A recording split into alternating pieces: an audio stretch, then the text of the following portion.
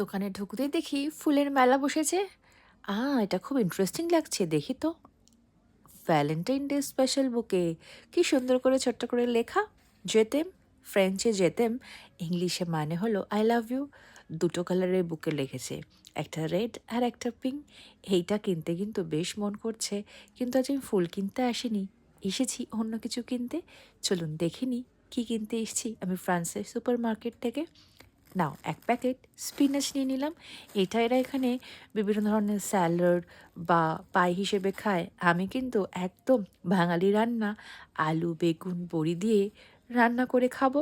আসলে এই বেবি স্পিনাচটা নিই, কারণ পাতাগুলো ছাড়াতে হয় না এবং রান্না করতেও অনেক তাড়াতাড়ি হয়ে যায়। চলুন একটা পিনাটের প্যাকেট নিয়ে নিই।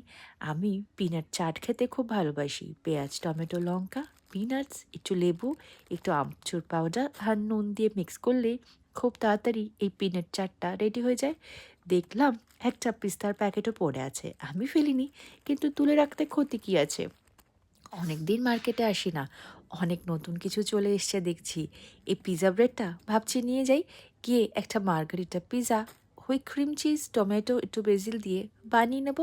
বিলিং করার আগেই দেখি এক থলে ভর্তি লেবু। এই কমলা লেবুগুলো আমার মেয়ে খেতে খুব ভালোবাসে, নিয়ে যাই, ওকে জুস বানিয়ে খাওয়াবো। টাটা, ভালো থাকবেন সবাই।